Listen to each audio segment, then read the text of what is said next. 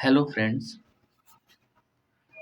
आपने इस वीडियो पर अगर क्लिक किया है, मेक श्योर कीजिए कि आप इस वीडियो को पूरा देखेंगे।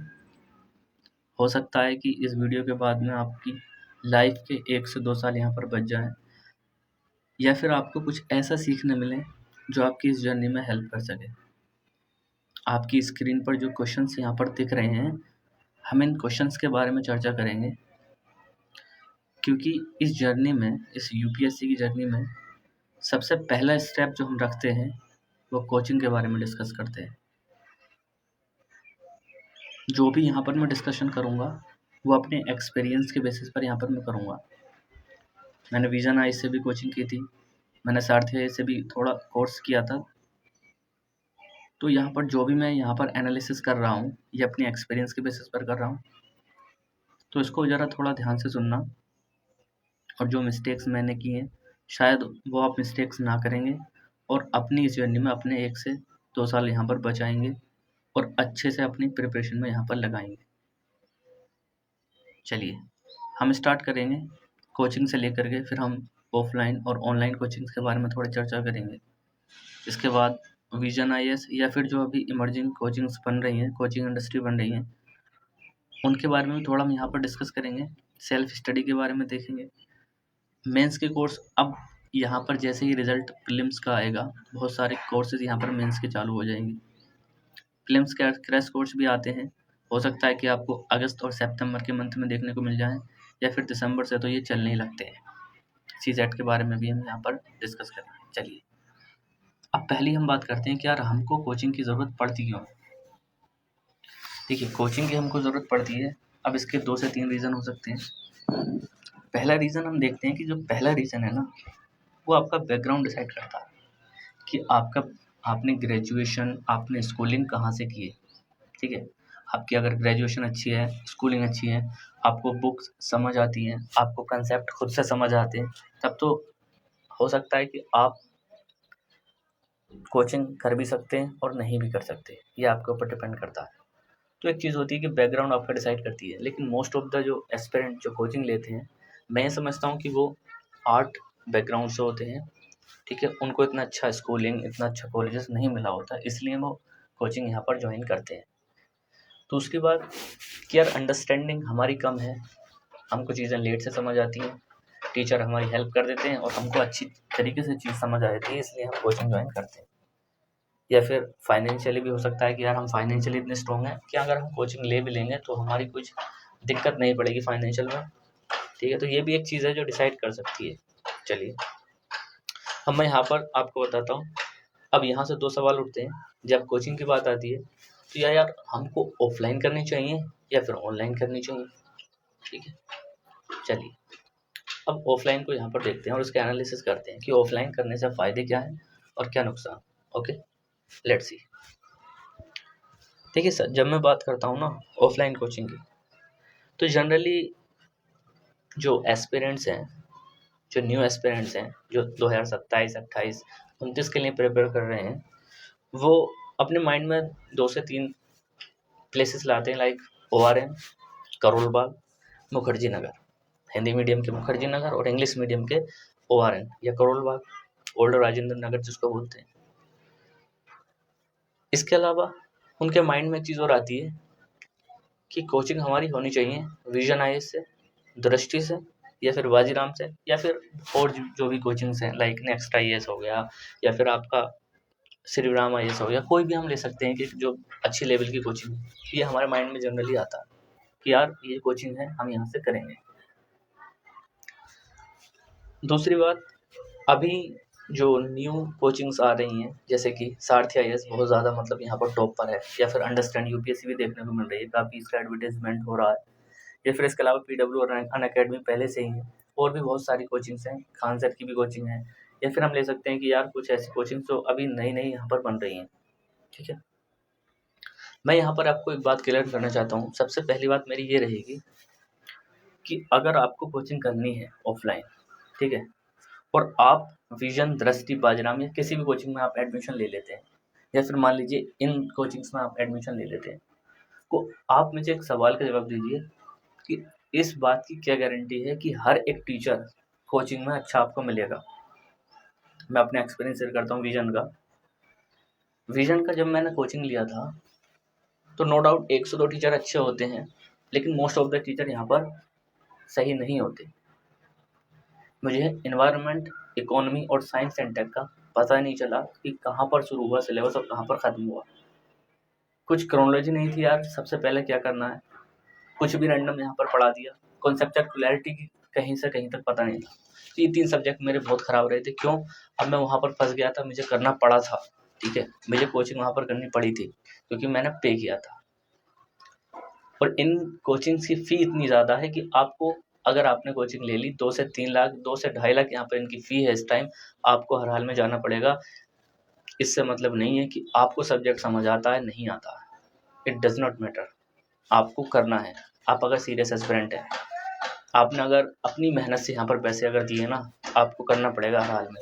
ये सबसे बड़ा यहाँ पर एक सेटबैक साबित होता है एस्पिरेंट के लिए कि वो अपना टाइम ऐसी जगह लगाता है जहाँ उसको समझ नहीं आ रहा, फिर भी वो जा रहा है, ठीक है। तो मेरे सबसे पहला तो ये है कि ये जो कोचिंग्स है ना, जो 2 से 3 साल का फाउंडेशन देती है, आप इसमें लॉक होकर के रह जाओगे। आपके 2 से 3 साल पता नहीं चलेंगे कहाँ पर गए, पहली बात। अब यहाँ पर मेरी रिकमेंडेशन क्या है कि जो भी कोचिंग करना चाहता है, देखिए, आप अगर अब भी नहीं मानेंगे कि आपको करना है, बेशक चलो करिए। आप मतलब फाइनेंशियली स्ट्रॉन्ग हो सकते हैं कि आपको एक माहौल मिल सकता है, करोल बाग में रहने का मौका मिल रहा है आपको, आप करिए, बेशक करिए आप। लेकिन एक चीज़ ध्यान रखना कि स्टैंडर्ड बुक को आप छोड़ना नहीं कभी भी, चाहे आप किसी भी कोचिंग से लें। अगर पॉलिटिकली आप कोई नोट्स रेफ़र कर रहे हो कोचिंग के, टीचर्स बोलेंगे कि यार हमारे नोट्स एनफ हैं, हमने सारी एनसीईआरटी सारी ये वो इंक्लूड की हुई हैं। बिल्कुल नहीं करते, नहीं करते हो। स्टैंडर्ड बुक का अपना एक लेवल है, उसमें सारे कॉन्सेप्ट क्रोनोलॉजिकली डिस्कस होते हैं, सारी चीज़ें अच्छी समझाई जाती हैं। तो आप उसको कोचिंग्स को अपना रिवीजन के लिए नोट्स बना सकते हैं, लेकिन आप जो बेस सोर्स बनाएंगे वो स्टैंडर्ड बुक ही बनाएंगे। लक्ष्मीकांत, स्पेक्ट्रम या फिर इकोनॉमी के लिए कोई सी भी बुक, ठीक है। एक स्टैंडर्ड बुक आपको पकड़नी है, सबसे पहली रिकमेंडेशन मेरी ये रही। दूसरी बात, आप अगर इन कोचिंग्स के डायरेक्ट फाउंडेशन ना लेकर के आप सिलेक्टिव टीचर्स का लेंगे ना, उससे ज़्यादा बेनिफिट होगा। मान लीजिए कि यार economy, geography, science and tech, आप इनके स्पेशलिस्ट टीचर पर जाइए ना, उससे आपका बेनिफिट ज़्यादा होगा। आप समझ रहे हैं? बेनिफिट कैसे होगा कि आपको इकोनॉमी पढ़नी है तो आप इकोनॉमी के बेस्ट टीचर से पढ़िए जो इंडस्ट्री में है। आपको ज्योग्राफी पढ़नी है, ज्योग्राफी के बेस्ट टीचर से पढ़िए ना। आपको अगर फाउंडेशन ही अपना स्ट्रॉन्ग करना है, आप ऐसे मान लीजिए कि आप क्या बोलते हैं कि साइंस एंड टेक पढ़ना है, ठीक है, तो science and tech best teacher से पढ़िए। तो आप मुझे बताइए कि आपको फ़ायदा होगा कि नहीं होगा? आपको फ़ायदा डेफिनेटली होगा ही होगा। क्यों? क्योंकि आप उसके बेस्ट टीचर से यहाँ पर पढ़ रहे हैं। आप ऐसे नहीं कि जा कर के फंस गए, आपको समझ आ रहा है नहीं आ रहा, आप पढ़े जा रहे हैं। तो सिलेक्टिव यहाँ पर सबसे पहले रिकमेंडेशन है कि आप सिलेक्टिव कोचिंग की तरफ भी देखिए, ठीक है, जो उस फील्ड का एक अच्छा टीचर है, ठीक है, जिसने मतलब काफ़ी सारे सिलेक्शन या फिर जो टॉपर्स के बारे में बात करते हैं। मैं एग्जांपल यहाँ पर देता हूँ कि इकोनॉमी के लिए जनरली मोनाल से डिस्कस किए जाते हैं, ठीक है। आप ऋषभ सर देखिए, आप उनके लिए पीडब्ल्यू में बहुत ज़्यादा अच्छे टीचर है। साइंस एंड टेक के लिए शिवम सर अच्छे टीचर हैं, या फिर आप ज्योग्राफी के लिए तो सुदर्शन गुजर सर का नाम आता है। तो मतलब इस तरीके से अपना एनालिसिस करिए, उसके बाद में कोचिंग यहाँ पर ज्वाइन करिए। और मैं यहाँ पर ये भी बोलूँगा उन स्टूडेंट्स के लिए जो यहाँ पर कोचिंग ऑलरेडी ले चुके हैं और कर रहे हैं। तो आप देखिए कि आपको सब्जेक्ट समझ आ रहे हैं, आपको सब्जेक्ट समझ आ रहे हैं, सारे क्वेश्चंस आपसे बन रहे हैं, ठीक है, मेंस के क्वेश्चंस आप लिख पा रहे हैं। सो नो डाउट आप उन सर के साथ कंटिन्यू करिए। लेकिन आपको सब्जेक्ट समझ नहीं आ रहा, फिर भी आप अपना टाइम वेस्ट करने के लिए वहाँ पर जा रहे हैं, तो उससे कुछ फ़ायदा नहीं होगा। उसकी बजाय आप यूट्यूब पर कोई अच्छा लेक्चर दे सकते हैं। मैंने ऐसे बहुत सारे अपने कॉन्सेप्ट क्लियर किए हैं जो मेरी कोचिंग्स में नहीं हुए थे, ठीक है। जो मैंने अपने कॉन्सेप्ट क्लियर किए थे वो यूट्यूब से किए थे, ऐसा भी होता है, ठीक है। तो हमें ध्यान देना है कि यार हमारा कॉन्सेप्ट कहाँ पर बिल्ड हो रहा है, हमारा टाइम ऐसी जगह तो नहीं लग रहा कि यार हम जहाँ पर वेस्ट कर रहे हैं अपना टाइम, इस चीज़ को बहुत ज़्यादा देखना है। और एक चीज़ यहाँ पर मेक श्योर करनी है कि स्टैंडर्ड बुक हमको नहीं छोड़नी, ठीक है। अब इनकी बात करता हूँ मैं कि ये जो सारथी आईएएस है या फिर अंडरस्टैंड यूपीएससी भी नए जो आ रहे हैं, देखिए टीचर्स तो इनमें भी अच्छे हैं और यहाँ पर एक बहुत बड़ा बेनिफिट है कि यहाँ पर फ़ी कम है, अप्रोक्सीमेटली 30,000 है, जो as compare to those coachings like Vision, Drishti और बाजीराम, इनके कंपैरिजन में बहुत ज़्यादा यहाँ पर कम फीस देखने को मिलती है। कहाँ पर 2 से 2.5 लाख और यहाँ पर 30,000। सो अगर आप लेना चाहते हैं फाउंडेशन तो इनका भी ज्वाइन कर सकते हैं, लेकिन वही है कि आपको देखना पड़ेगा कि टीचर्स इसमें कौन कौन से हैं। ठीक है, मैंने फाउंडेशन यहाँ से नहीं किया, हालांकि मैंने सारथिया से मैंने बात की थी शुरुआत में, सारथिया से मैंने फिल्म्स का क्रैश कोर्स किया था, जिसके बारे में आगे मैं डिस्कस करूँगा। और अंडरस्टैंड का भी मैंने एक ट्रांसफॉर्म बैच करके आया था, वो शायद मैंने लिया था, उसके बारे में भी यहाँ पर मैं बात करूँगा। ठीक है, तो जो फाउंडेशन यहाँ पर चल रहे हैं, सो फाउंडेशन तो हमें करना है, तो हम अगर फी अपना बचाना चाहते हैं, पैसा, मनी, सारी चीज़ें देखो मैटर करती हैं। 102 अटैम्प्ट के बाद में आपको ये रियलाइज़ हो जाएगा, अभी नहीं होगा, शायद बाद में हो। मैं ये रिकमेंडेशन करूँगा कि आप जो भी न्यू स्टूडेंट हैं, कोचिंग लेना चाहते हैं, ठीक है, तो स्टैंडर्ड बुक को फॉलो करना प्लस सिलेक्टिव कोचिंग की तरफ देखें तो काफ़ी अच्छा रहेगा। दूसरा, अब ऑनलाइन कोचिंग की बात करते हैं, तो सबसे पहली मेरी एक यहाँ पर क्लियर कट रिकमेंडेशन है कि अगर आप ऑनलाइन कोचिंग की तरफ देख रहे हैं तो यार इनके विजन, दृष्टि, बाजीराम, इनकी तरफ आप बिल्कुल मत जाइए। आप तो देखो ऑफलाइन को मैं सपोर्ट कर सकता हूँ, साल ऑफलाइन में ये हो सकता है कि आपको एक माहौल मिल जाता है, ठीक है, ऑफलाइन स्टूडेंट्स मिलते हैं, टीचर्स मिलते हैं, इंटरेक्शन अच्छा होता है, और आप दिल्ली जैसी महंगी प्लेस पर यहाँ पर रह रहे हैं तो वहाँ पर कुछ बेनिफिट होना चाहिए कि आप कोचिंग वहाँ पर लें, वरना तो आप घर से भी कर सकते हैं। तो अपना इतना अच्छा रेंट वहाँ पर दे रहे हैं तो एक सेंस बनता है कि मुझको ऑफलाइन कोचिंग लेनी चाहिए और मुझे किसी भी कोचिंग में, रिकॉग्नाइजेबल कोचिंग में लेनी चाहिए। लेकिन आप ऑनलाइन ले रहे हैं फिर भी आप इन कोचिंग्स की तरफ जा रहे हैं, ऑनलाइन में भी आप अपने 2 लाख रुपये दे रहे हैं, सो ये सेंस नहीं बनाता, ये वेस्ट ऑफ मनी ही है। ओके, सो ऑनलाइन में तो ऐसी कोचिंग के लीजिए जो आप देखिए 20,000 में पूरा कोर्स अच्छे से करा देते हैं, ठीक है, उनकी तरफ जा सकते हैं, समझिए। और ये जो कोचिंग्स हैं इसलिए थोड़ा अफोर्डेबल है ये, हालांकि इनके रिजल्ट अभी इतने अच्छे नहीं हैं, लेकिन as compare to those coachings ये काफ़ी अच्छे रिजल्ट यहाँ पर प्रोड्यूस कर रहे हैं। तो मेरे हिसाब से आप फ़ी भी अपनी देखिए, ठीक है, इनमें फ़ी कम है। ऑनलाइन में क्या होता है कि आपको रिकॉर्डिंग लेक्चर्स मिल जाता है, रिकॉर्डिंग का मतलब कि आप बाद में देख सकते हैं। ऑफलाइन में जनरली कुछ कोचिंग में ऐसा नहीं होता कि आपको रिकॉर्डिंग लेक्चर्स मिले, सिर्फ ऑफलाइन होता है। बाजीराम में भी देखिए आप, कुछ टीचर्स फेमस हैं, कुछ टीचर अच्छे हैं, जैसे कि जयंत सर हैं जो इकोनॉमी पढ़ाते हैं, बहुत अच्छे टीचर हैं बाजीराम में। विजन में स्मृति शाह मैम है, ये एथिक्स के लिए बहुत अच्छी टीचर है। तो मेरी दृष्टि में एक फ्रेंड पढ़ता, उससे मेरी बात हुई थी, उसने बोला था कि बहुत ज़्यादा, मतलब आप अंदाज़ा नहीं लगा सकते कि 60 to 70 lectures science and tech पर ले रखे हैं लोगों ने, मतलब इतने लेक्चर्स जिसमें कि पूरा फाउंडेशन कवर हो जाए, इतने लेक्चर्स ये लोग एक एक सब्जेक्ट पे लेते हैं और स्टूडेंट यहाँ पर बीच में छोड़ के भाग जाता है, वो अपना को छोड़ देता है। ये इन कोचिंग्स का रियलिटी है। ओके, समझ गए? तो मैं यहाँ पर यही डिस्कस करना चाहूँगा कि आप थोड़ा ध्यान से देखिए, सारी चीज़ों को ध्यान से करिए, ठीक है। तो मैं आपको बस यही बताना चाहता हूँ कि इसमें फ़ी कम है, ठीक है, रिकॉर्डिंग्स आपको मिल जाती है और टाइम सेविंग आपका काफ़ी हद तक हो जाता है, और वरना तो आप सिलेक्टिव भी कोचिंग की तरफ जा सकते हैं। ओके, अब बात करते हैं हम विजन। जैसे कि मैंने यहाँ पर बोला है कि मैं अपना एक्सपीरियंस, चलो मैं अपना थोड़ा सा डिटेल में बता देता हूँ। देखिए विजन में क्या होता था कि विजन में सबसे पहले लेक्चर हुआ, शेड्यूल आया था, ठीक है, लेक्चर वहाँ पर हुआ, अप्रोक्सीमेटली 3 आवर का लेक्चर होता था, बीच में आधा घंटे का ब्रेक भी होता था। ओके, उसके बाद में बैक टू बैक लेक्चर्स हैं, बीच में छुट्टी भी कम होती थी, और क्लास में लगभग 400 स्टूडेंट समथिंग होते थे। अब मैं यहाँ पर बताता हूँ कि स्टूडेंट क्या करता है, क्लास गया, वहाँ से आया, उसके विजन के जो भी नोट्स हैं वो रिवाइज वगैरह करे, उसके बाद में रिवाइज करने के बाद में उसको पढ़ा और फिर पढ़ कर अगले दिन चला गया। उसने ना ही स्टैंडर्ड बुक स्टैंडर्ड बुक को उसने उठाया नहीं, उसको देखा नहीं, माइंड उसका इतना डेवलप हुआ नहीं, और यहाँ पर अपना टाइम वो वेस्ट करता रहता है, समझ गए। वहाँ पर 1 घंटा पहले जाता है, फ्रेंड से मिलता है, फ्रेंड सर्किल बन जाता है, इस तरीके की सारी चीज़ें होती हैं। असाइनमेंट शुरुआत में सारे असाइनमेंट, एक असाइनमेंट मिलते हैं मेंस राइटिंग के लिए, उसमें भी वो मतलब रिप्लाई इतनी लेट करते हैं, कभी कभी इतनी जल्दी रिप्लाई कर देते हैं कि आपका जो भी मोटिवेशन होता है, जो भी कंसिस्टेंसी होती है वो टूट जाती है, ठीक है। तो मेरे हिसाब से, और फिर दूसरी बात एक और होती है कि एक सब्जेक्ट मान लीजिए आपका चल रहा है, तो उस सब्जेक्ट के बीच में रोक करके दूसरे सब्जेक्ट की क्लासेस चालू हो जाती हैं। तो इस तरीके से थोड़ा होच-पोच ज़्यादा हो जाता है। और बीच में देखो शुरुआत में आपको लगेगा कि सारे स्टूडेंट आ रहे हैं, लेकिन 1 से 2 महीने के बाद में सारे में से आधे स्टूडेंट हो जाते हैं और उसमें से फिर लास्ट के टाइम पे आते-आते आपको यही नहीं पता चलेगा कि मेरी क्लास का स्टूडेंट था कौन। कोई टीचर रिस्पॉन्सिबिलिटी नहीं था, आप कहाँ जा रहे हैं, किस डायरेक्शन में जा रहे हैं, कुछ नहीं।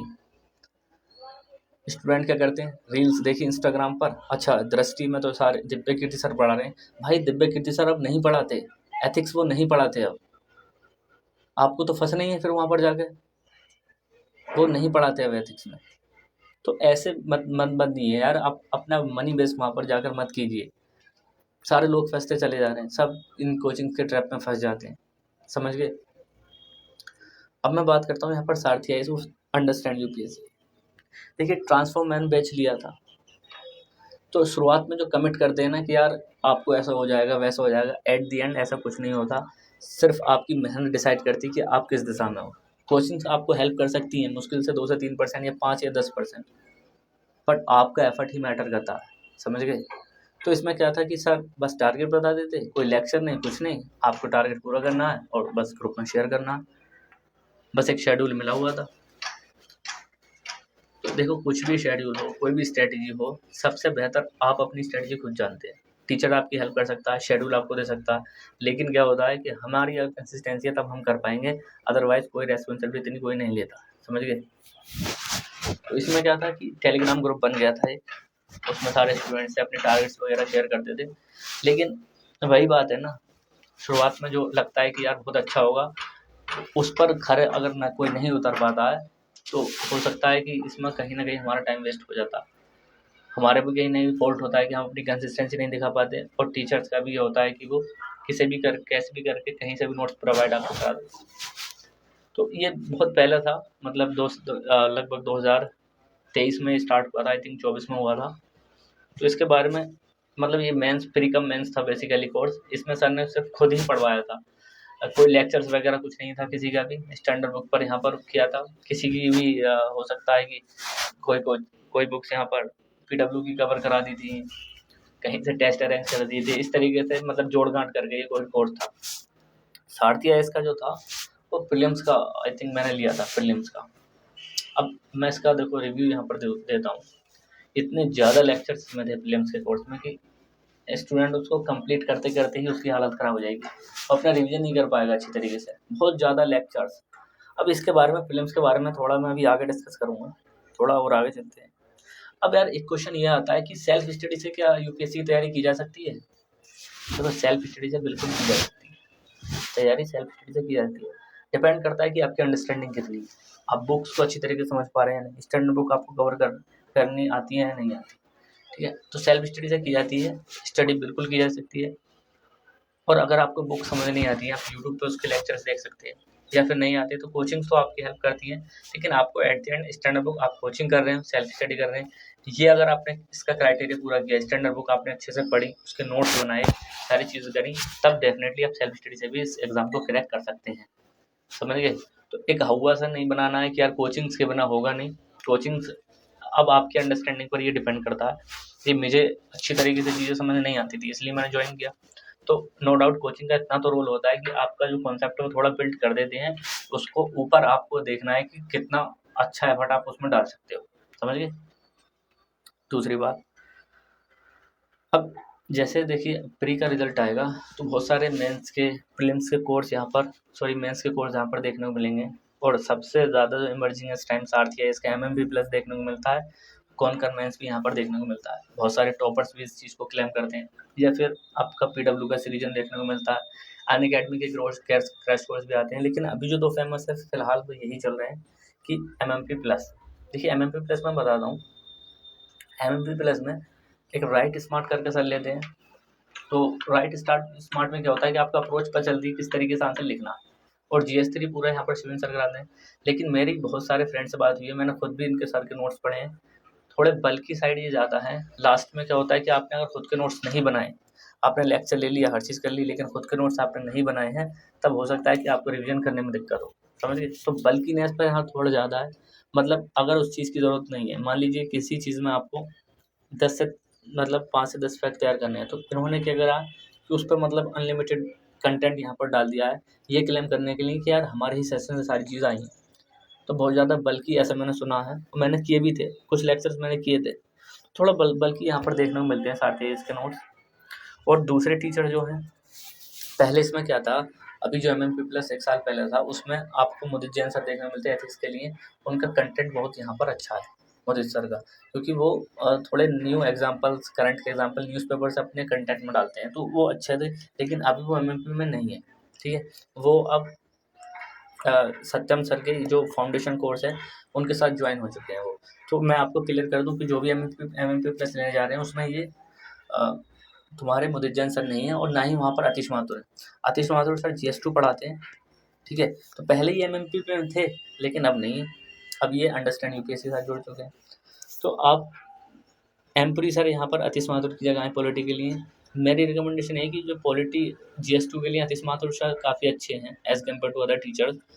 तो थोड़ा सा देख कर के लीजिएगा कि आप जो भी कोर्स यहाँ पर ज्वाइन करना चाह रहे हैं, क्योंकि एक टीचर आपको अच्छा मिल सकता है लेकिन सारे टीचर्स वहाँ पर नहीं मिलते ऐसे, ठीक है। किसी के नोट्स ज़्यादा बल्कि हैं, किसी के कुछ ज़्यादा बल्कि है। तो इसमें भी मेंस कोर्स के ट्रैप में भी आप एकदम से मत आ जाना, अपना सारा रिव्यू करना, टीचर से आप पढ़ के देखना, या फिर किसी अपने फ्रेंड से भी रिव्यू ले सकते हैं आप। सबसे अच्छा होता है कि किसी ने वो एक्सपीरियंस करा हो, और ऐसे फ्रेंड जनरली मिल जाते हैं, ठीक है। तो उसको देखिए MMP प्लस में राइट स्मार्ट और GS3, तो मैं समझता हूँ कि हो सकता है कि मतलब GS3 as compare to others अच्छा है सिविन सर का। राइट स्मार्ट भी काफ़ी अच्छा है, क्योंकि यहाँ पर अप्रोच पता चलती है लिखने की। बाकी जो मोदी जैन सर हैं उनका भी एथिक्स यहाँ पर अच्छा है, कंटेंट अच्छा है उनका भी, ठीक है, क्योंकि उसमें न्यू एग्जांपल हैं। और Atish Mathur sir as compare to Empuri sir मुझे मेरा एक्सपीरियंस है कि थोड़े सही लगते हैं। बाकी हो सकता है कि मैं भी गलत हो सकता हूँ यहाँ पर, लेकिन एमपुरी सर से आतिश माथुर सर ज़्यादा यहाँ पर एक्सपीरियंस उनको है। और सारे मतलब बहुत सारे टीचर्स के से मतलब बहुत सारे टॉपर्स से मैंने सुना है कि वो आतिश माथुर सर से पढ़े थे GS2। अब यहाँ पर कॉन्कर मेंस में क्या होता है कि सर एक यहाँ पर टेलीग्राम ग्रुप बनाते हैं, जो कि कहीं ना कहीं MMP प्लस में मिसिंग देखने को मिलता है। तो टेलीग्राम ग्रुप बनाते हैं, बस उसका ये होता है कि उसमें फ्लैश सेशन वगैरह आप स्टूडेंट से एक दूसरे से कनेक्ट कर सकते हैं, इस तरीके कुछ पेयर ग्रुप मिल जाता है। बाकी कंटेंट की कॉन्कर मेंस जनरली मैंने किया नहीं है, तो कॉन्कर मेंस के बारे में मैं इतना क्लेम नहीं कर सकता कि अच्छा है या ज़्यादा बुरा है। इसमें भी कंटेंट तो सर लिमिटेड ही देते हैं, लेकिन टीचर्स शायद अब मोदित जैन सर और Atish Mathur sir पढ़ाएं conquer mains में, हो सकता है ये भी। अभी सर कोर्स लॉन्च करेंगे, उसके बाद में देखी जाएगी वो, उसके बाद में वीडियो बना दूंगा फिर मैं, जो भी आपको जैसा भी आपको अच्छा लगे, ठीक है। और बेसिकली मेंस में सबसे ज़्यादा मायने रखती है आपकी प्रैक्टिस, आंसर राइटिंग प्रैक्टिस ज़्यादा मायने रखती है, ठीक है। अब मैं बात करता हूँ प्रीलिम्स क्रैश कोर्स की। देखिए प्रीलिम्स क्रैश कोर्स में क्या है कि आप मान लीजिए अब अभी क्या चल रहा है, जून। बहुत इंपॉर्टेंट यहाँ पर मैं चीज़ आपको बताने जा रहा हूँ, तो प्लीज़ इसको मेक श्योर करना कि अच्छे से सुनना आप। देखिए अभी जून चल रहा है, अब आप थोड़ा बहुत प्रीलिम्स के लिए भी स्टार्ट करोगे, चाहे वो फर्स्ट अटेम्प्ट वाले हों या सेकंड अटेम्प्ट वाले हों या फिर बिगिनर हो। इसका रीज़न ये है कि प्रीलिम्स इतना अनप्रेडिक्ट हो चुका है कि हमको पहले से तैयार करना पड़ेगा। सारे स्टूडेंट भी इसी उसमें वरी में है कि यार हमें अर्ली स्टार्ट करना पड़ेगा। तो हो सकता है कि आप जून से ना करें तो जुलाई से स्टार्ट कर दें, ठीक है। आप कर देंगे जल्दी। आपने स्टार्ट किया और आपने पॉलिटी के लिए लक्ष्मीकांत पढ़ी, आपने इकोनॉमी के लिए कोई स्टैंडर्ड बुक पढ़ी या मुनवाल सर के नोट्स पढ़े, आपने किसी भी NCERT को पढ़ा, ठीक है, आपने अच्छा पढ़ा, समझ में आया आपको, हाईलाइट किए, सब चीज़ आपने करी, आपने अर्ली स्टार्ट कर दिया था, बहुत अच्छी बात है। फिर आपने उसके कुछ नोट्स भी बनाए होंगे, नोट्स आप बनाते चलेंगे। ये हम करते हैं कि यार हम अगर फिल्म्स का जून या जुलाई में स्टार्ट करते हैं। अब आप ट्विस्ट देखिए, जब दिसंबर का मंथ आएगा, जितने भी कोचिंग्स है ना, कोई भी कोचिंग हो, अपने अपने फिल्म्स क्रैश कोर्स लाएंगे और सबसे पहले उनका होगा कि ये वीडियो लेक्चर होगा, इतने वीडियो लेक्चर्स में हम ये सब्जेक्ट कवर कर देंगे, इतनी मैराथन में हम ये कर देंगे, हम अपने न्यू नोट्स देंगे जिसमें NCERT, जिसमें स्टैंडर्ड बुक, जिसमें ये वो सारी टेस्ट सीरीज सब इंक्लूड होगी, न्यू PDFs देंगे। तो भाई आपकी तो यहाँ पर सारा गड़बड़ हो जाएगा ना। अरे आपने जो बुक्स पढ़ी थी, आपने जो स्टैंडर्ड बुक पढ़ी थी, वो आपको चेंज करोगे दिसंबर में आकर के। जब आप कंटेंट को चेंज करते हैं ना, एक हमारा याद करने का होता है कि पिक्टोरियल मेमोरी बनती है माइंड में, ठीक है। आपको ये पता होता है कि किस पेज पर कहाँ पर क्या चीज़ लिखी थी, लेकिन जब ये न्यू नोट्स आएंगे, न्यू PDFs आएंगे, आप इस पर शिफ्ट करोगे, पूरी प्रिपरेशन गड़बड़ जाएगी। फिर आप 3 से 4 मंथ में यही नहीं कर पाओगे यार मेरा स्ट्रॉन्ग सब्जेक्ट क्या था, वीक सब्जेक्ट क्या था। आपका जो स्ट्रॉन्ग सब्जेक्ट था आप उस पर वीडियो लेक्चर लोगे, आपका जो वीक था उसे आप ऐसे ही छोड़ोगे, इस तरीके से पूरी प्रिपरेशन गड़बड़ जाएगी। तो अभी आप देख लीजिए, अभी अपने सब्जेक्ट्स को, अगर आप जिस सब्जेक्ट से भी पढ़ रहे हैं उसको लास्ट तक वही सब्जेक्ट रखना है, बीच में चाहे कोई कुछ भी मिले। आपको सिलेक्ट ही अभी इस टाइम वेस्ट करना है ना, आप 1 दिन वेस्ट कर दीजिए, 2 दिन वेस्ट कर दीजिए सर्च करने में, लेकिन आपको बेस्ट यहाँ पर सब्जेक्ट देखना है। टाइम यहाँ पर आप वेस्ट कर सकते हैं, 1 से 2 दिन लगा सकते हैं, लेकिन हमें एक ऐसा स्टैंडर्ड सोर्स पकड़ना है जिससे कि प्रीलिम्स में क्वेश्चन आते हैं और उसी को हमें लास्ट तक रखना है। अब टीचर बीच में आके कुछ भी बोले उससे मतलब क्या। तो सबसे ज़्यादा जो मुझे गलत चीज़ लगती है ना प्रीलिम्स क्रैश कोर्स में, वो ये होती है कि आपके सारे नोट्स चेंज करा देंगे। एक तरफ से आपने फाउंडेशन कहीं से किया हो, आपको वो नोट्स भी वो रिवीजन करते हो, आप उसे भी छोड़ देंगे। आप सिर्फ इसमें लग जाएंगे कि यार हमें इसी से करना है, सारी प्रिपरेशन यहाँ पर गड़बड़ जाती है। बहुत ज़्यादा इंपॉर्टेंट ये बात है। आपको अगर प्रीलिम्स के लिए कुछ भी पढ़ना है ना, जो आप सब्जेक्ट्स अभी से पढ़ रहे हैं, मेक श्योर कीजिए लास्ट तक वही पढ़ना, उसी का आपको नोट्स बनाने हैं, कुछ बीच में चेंज नहीं करना। चेंज करते हैं, मैंने भी किया चेंज, इसलिए मैं आपको बोल रहा हूँ। ये न्यू पीडीएफ्स, न्यू ये वो पीडीएफ्स भाई पढ़ी नहीं जाती है जब तक कि आपके खुद के नोट्स नहीं होंगे ना, आपको मजा आएगा नहीं प्रिपरेशन में, ये बात समझ लीजिए आप। अब बात करते हैं सीसेट की। सीसेट इस साल का इतना अनप्रेडिक्टेबल था, जीएस भी इतना अनप्रेडिक्टेबल था कि आप देखिए सीसेट अगर आप अभी से नहीं करेंगे ना, तो आप सीसेट को मतलब बहुत ज़्यादा पीछे यहाँ पर होते चले जाएंगे, क्योंकि सीसेट का जो मैथ है ना वो फाउंडेशन मांगता। अब फाउंडेशन इंग्लिश के लिए बहुत ज़्यादा फेमस, IAS सेतु सही पढ़ाते हैं, एक अच्छा पढ़ाते हैं सर वैसे। या फिर PWI, इसका भी रिसर्चर का आते हैं, इंग्लिश में होता है। कैरियर का भी यहाँ पर इमर्ज कर रहा है। और आप देखिए मधुकर कोटवे का जो अनअकैडमी में है, तो आप इनमें से किसी भी टीचर को चुन सकते हैं, या फिर कोई और टीचर आपको अच्छा लगता है सीसेट का, तो मैं बोलता हूँ कि दिसंबर तक अपना फाउंडेशन तो एटलीस्ट सीसेट का कर लीजिए अच्छे से, क्योंकि सीसेट जो होता है ना, फिर वो मैथ की प्रैक्टिस बहुत मांगता है, और मैथ की प्रैक्टिस जनवरी से आप या फेब से स्टार्ट करते हो तो हो नहीं पाती है, समझ गए। मैथ रीजनिंग की प्रैक्टिस आपकी नहीं हो पाती। तो मेरी रिकमेंडेशन यही रहेगी कि आप सीसेट का तो थोड़ा ध्यान दीजिए, अभी नहीं 3 से 4 महीने बाद शुरू कर सकते हैं, लगभग अगस्त सितंबर में। तो इसका भी कोई अच्छा सा फाउंडेशन करिए। मैथ आपका स्ट्रॉन्ग है मत करिए, ठीक है। रीजनिंग मैथ के ऊपर ज़्यादा रिलाई रही है। कम पैसेज का होता है कि बहुत ज़्यादा यूपीएससी अनसर्टेनिटीज में रहती है, आंसर कुछ से कुछ देता है, ठीक है।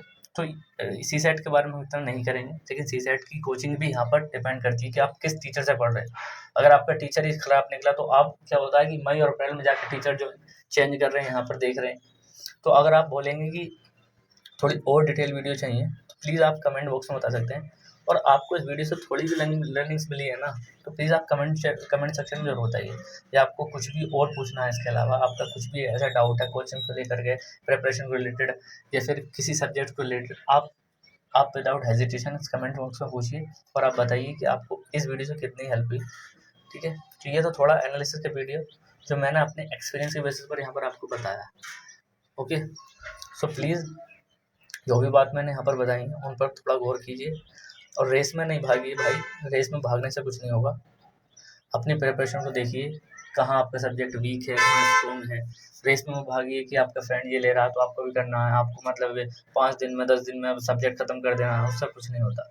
जितनी अच्छी आपकी कंसेप्चुअल क्लैरिटी होगी, जितना अच्छा आपका फाउंडेशन होगा, इतनी अच्छी आपकी प्रिपरेशन यहाँ पर देखने को मिलती है, ओके। तो आपको कोई भी डाउट है ना, कमेंट सेक्शन में पूछिए, आंसर राइटिंग से रिलेटेड या किसी भी चीज़ से रिलेटेड, ठीक है। तो ये था आज का हमारा वीडियो, अब इसको एंड करते हैं सेशन को। चलिए, थैंक यू वेरी मच।